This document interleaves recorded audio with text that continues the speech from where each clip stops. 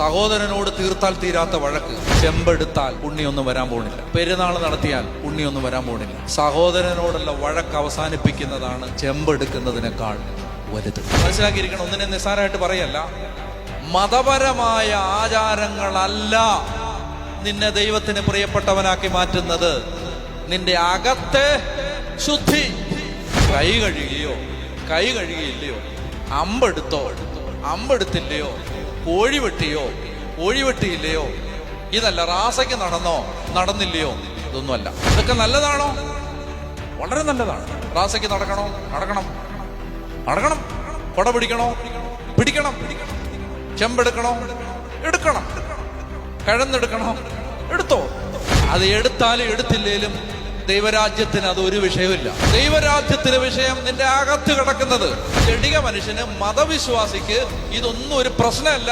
അവൻ ഞായറാഴ്ച കൃത്യമായിട്ട് വന്ന് കുർബാന സ്വീകരിക്കും. അവ അയലോക്കക്കാരനോട് കടുത്ത വൈരാഗ്യത്തിലും വെറുപ്പിലും അതിർത്തി മാന്തുന്നവനുമായിരിക്കും.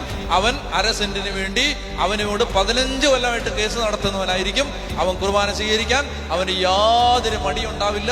അവൻ ചിന്തിക്കുന്നത്, ഞാൻ ഇത്തവണ ചെമ്പെടുത്തത് കൊണ്ട് എന്റെ പാപം തീർന്നെന്നാണ്. നോ, ആത്മീയ മനുഷ്യരാവണം. മഹിമയ്ക്ക് തുള്ളി വെള്ളം കൊടുക്കത്തില്ല, അപ്പനെ അമ്മയെ നോക്കത്തില്ല. എന്നിട്ട് കുറെ മതപരമായ ചടങ്ങുകൾ നടത്തിയാൽ നിങ്ങൾ ശുദ്ധരായെന്ന് ഞാനും നിങ്ങളും വിചാരിക്കരുത്. അതല്ല യേശുവിന്റെ മാർഗം. അകത്തുനിന്ന് വരുന്ന കാര്യങ്ങൾ, അകത്തുനിന്ന് വരുന്നു. വൈരാഗ്യം, വെറുപ്പ്, അസൂയ, പടലപ്പിണക്കം, പാരവെപ്പ്, കൊള്ളിവെപ്പ്, അക്രമം, കൈക്കൂലി, കൊള്ള, അഴിമതി, ഇതെല്ലാം കാണിച്ചിട്ട് മതപരമായ കുറച്ച് ചടങ്ങുകൾ നടത്തിയാൽ ശുദ്ധി വന്നു എന്ന് ആരും തെറ്റിദ്ധരിക്കാൻ പാടില്ല. കർത്താവ് പറയുന്നത്, ആത്മാവുണരണം.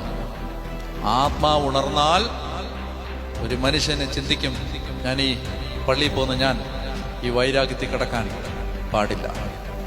പള്ളിയിൽ പോകുന്ന ഞാൻ എൻ്റെ സഹോദരനോട് വഴക്കിട്ട് ജീവിക്കാൻ പാടില്ല. പള്ളിയിൽ പോകുന്ന ഞാൻ എൻ്റെ അയൽവക്കത്തുള്ള പാവപ്പെട്ടവന്, എന്തെങ്കിലും ഗതിയില്ലാത്തവനെ സഹായിക്കാതെ ജീവിക്കാൻ പറ്റില്ല. പള്ളിയിൽ പോകുന്ന ഞാൻ എന്നോട് പിണങ്ങിയിരിക്കുന്നവനോട് ഞാൻ മുൻകൈ എടുത്ത് അവനോട് രമ്യപ്പെടേണ്ടവനാണ്.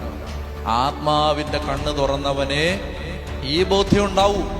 ഒരു ജഡിക മനുഷ്യനും ഒരു മതവിശ്വാസിക്കും ഈ ബോധ്യം ഉണ്ടാവില്ല. നമുക്ക് പ്രാർത്ഥിക്കാം. കർത്താവേ, ഞങ്ങളുടെ ഉള്ളിനെ ശുദ്ധീകരിക്കണമേ, ഞങ്ങളുടെ ആത്മാവിനെ ഉണർത്തിത്തരണമേ. ഞങ്ങൾ കുറെ ആചാരവിധികളിലൂടെ കടന്നു പോകുന്ന മതവിശ്വാസികളായി മാറുന്നതിന് പകരം ആത്മീയരായി മാറാൻ ഞങ്ങളെ സഹായിക്കണമേ.